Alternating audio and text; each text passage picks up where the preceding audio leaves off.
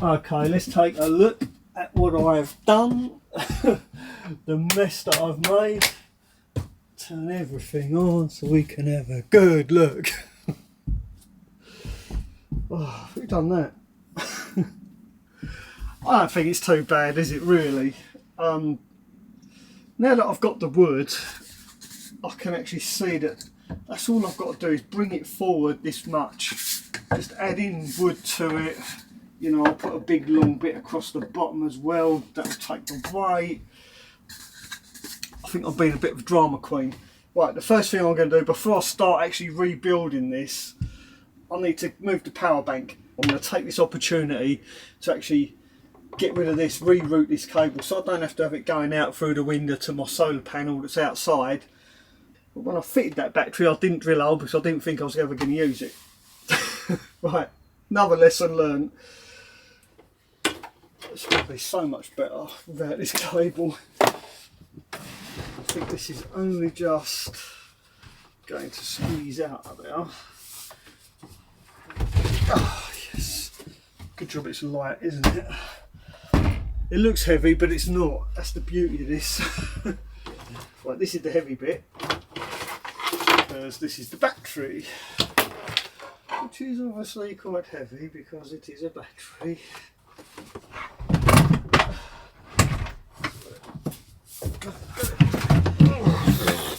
Yeah, that's the heavy bit.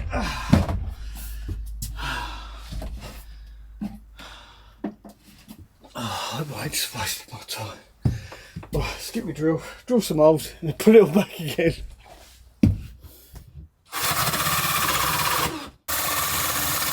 Now I'm trying not to push too hard because the water pipe comes down here into the water tank right behind this, and I don't want it to go bonk right through into the water pipe. Don't want to make work for myself by puncturing the water pipe. Oh, I know what to do. I'll put something the other side to shield it. That's a good idea, Mel.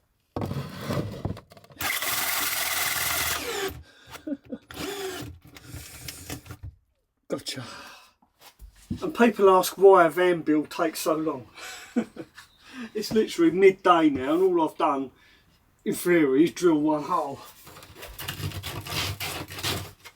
It's just a good job I'm self-employed, isn't it? I'm not actually working for someone, because I can hear them screaming at me now. Why does it take so long just to drill one hole? Get me hoover and hoover all this sawdust out of here, and then we can put it all back. Let's put this back in first, if I can. Now, have I got the hole in the right place? Of course I've got it in the right place. So in the bottom of this, you can't see it on camera, but it's actually it wedges in basically, it's a wedge fit. So we know we're okay. I just got to squeeze this back in now. We're going dead square, otherwise it won't fit. Look how close that is. That's such a precise fit. There you go, that's locked. There you go, that's locked into place. That's it. Right, that's that little mission done. Now I can get rid of these annoying wire pieces. They can go now. This can go out the window. We'll take care of that later. It's just so much better now I've got rid of that cable. So I think if one good thing comes out of all of this, I've no longer got that cable sticking out the window. Now, here's something interesting. When I fitted this, I deliberately only glued it from the top. I didn't glue it from the side, just in case I did want to change this. So it's in the back of my mind, subliminally, I don't know. Anyway, you could tell, yeah, I was planning on doing this all along. I just didn't realise it. There we go, that bit of trim's good to go again. Could I get away with that? So I want to move the sink forward. No, I've got to take the top off. This whole top needs changing, unfortunately. It's going to need changing. Should I take the first strip off? Should I try and take it off?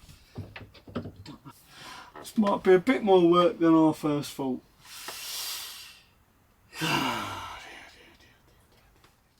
What I don't want to do is damage my cooktop, obviously, because this is actually glued down as well. But because this is laminate flooring, it's quite glue resistant.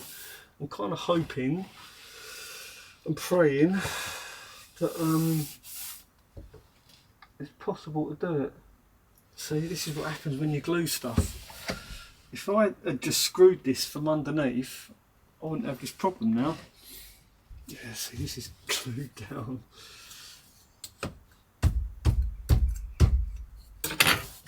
fuck me. Is it all worth it? I thought I screwed this. I didn't realise I'd actually glued it in.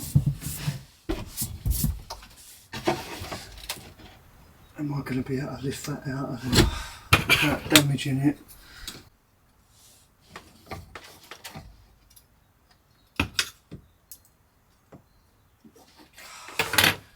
Let's get a hammer.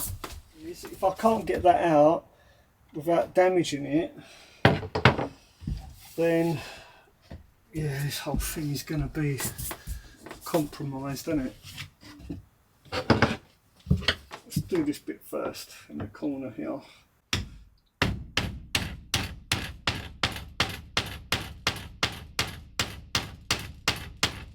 don't know if I'm brave enough to do this.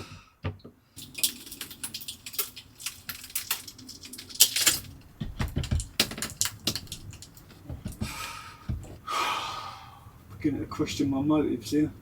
I think I'm going to have a cup of coffee and think about this. Right, so I've had a think about this, a long hard think, and I think if I try and take this worktop off, I run a high chance or high risk of damaging my diesel cooktop, because from memory this frame that goes around here, it's only made out of really flimsy thin aluminium, and I don't want to risk breaking it. So the diesel cooktop's got to stay where it is. Okay, so the work surface, I'm going to have to butt join it, and I've got a track saw. I can cut a really good straight line. It's not going to be perfect, but it'll work. I can seal it. I can use sealant, join it on once I've built this platform out. The sink, I'll have to do the same. I can move that forward and then just add a piece at the back where it's come out. The tap can stay where it is. That's perfectly fine. There's plenty of scope for the sink to move without moving the tap. I think that's going to have to be my plan. That's the only way I can do it, is to actually put a join in the actual work surface, like a butt join. That's the only way I'm going to do it, is to actually leave the diesel cooktop exactly where it is. And the good thing is, I guess, if I'm not going to bring the diesel cooktop forward, it means I don't have to mess about with the exhaust. It's just this control panel. Where do I begin? I think I'll start here and work my way down towards the sink. Okay, so I've cut my very first piece, and I've made it so that it fits in there absolutely perfect like that. Now I need to fix that in place. So I think what I'm going to do is, I don't want to glue it just yet because I'm not 100% sure. I've got these metal plates. I'm sure I've got some of these kicking around. I'm simply going to screw these like that. Maybe one at this side out of sight, and then one down here. Yeah, I'll need to find some more of these, or I'm sure I've seen these things that are square, so I'm going to use these to hold it all together. And then these pieces, because they got the brackets underneath for the drawers, I'm going to move these and screw them into this. And obviously the top piece I'll have to do again. I'll make those out of fresh pieces of timber. It's not going to be that difficult, I think, after all that doubt. Right, I need to rummage through my boxes to see if I can find some more of these. Hopefully I've got some. If not, I'll have to go to the shops. Well, as luck would have it, it turns out I've got a lot of these. So I turned them into these. So this is our first panel going on. And I want this one to be quite strong because it is the first one. There you go. Oh, maybe I should clean this edge first before I actually screw it in place. Yeah, I didn't think of that. Give this a bit of a sand first. There you go, that's better, isn't it? After all, this edge, it will be seen. This is going to end up varnished. And I want it to look as nice as these ones. So, yeah, that's better. Oh, I forgot the screws. It's going to work. I think it's going to work. It's going to be perfectly fine, Mel. I don't know why you're worrying. I honestly don't. Look at that, strong as. Yeah, it's going to work. Brilliant. Right, let's make 3 of these now. I'll be right back. Now let me just explain something. These posts down here and these cross members are actually made out of 12mm ply sandwiched together to give me 24mm. So that's what I've recreated now, and I've had to recreate it because otherwise it won't all match up. The drawers won't match. So these are now sandwiched together to make the pillars. I've got one there for the sink, to go by the sink. One to go here, one to go there. Now because they are 2 pieces of ply sandwiched together, it means the edges are a bit mismatched. So whilst the glue that's sandwiching these together is drying, I'll put some screws through. So that just holds them together rather than clamp it. So while that glue's drying, I'm going to go ahead and get these edges, or try and get these edges to match, sand them, make them nice and round, ready for fitting here. But I'm not going to fit them today, I don't think, because it's 3 o'clock already and it's going to get dark soon, so I need to get this done as quick as I possibly can. Okay, my favourite tool has got to be this track saw. It's so good for getting things precise. Like these edges, you can see, I don't know if the camera will pick that up, but I'll try. Do it that way round. You can see the edge is slightly mismatched because when I glued these 2 pieces together, I made sure this edge was perfect, but unfortunately that edge not so much. So I'm going to use the track saw to quite simply skim down and hopefully get them to match a little bit better. Yeah, just don't take too much off, meaning they'll be too small. If they are, it doesn't matter, I've got plenty of wood, I can just make them again. I'd rather not, because I'd rather get this done. But there you are, it is what it is. Let's have a go.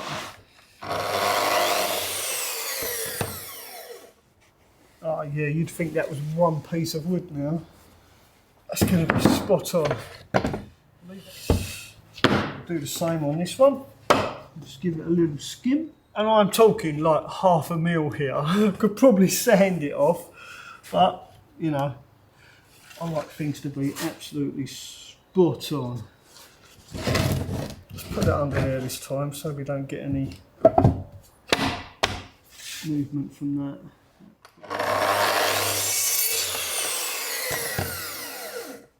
Jeez, that's so good. It's pretty good. It's good enough. Now I will wear a mask when it comes to this next part.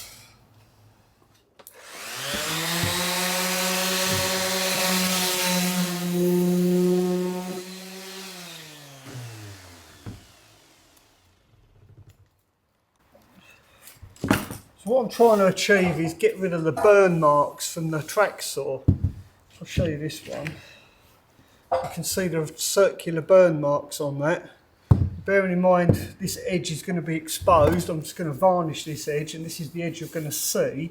So I want to round it off, get rid of those burn marks, so when I varnish it, it's going to look really nice. In fact, it's probably going to end up looking better than the actual unit that's in there now, because I didn't get rid of all the burn marks. So I've learnt a lesson from that. Get rid of the burn marks, it's going to look fantastic. Right. Get back to you when I've done it.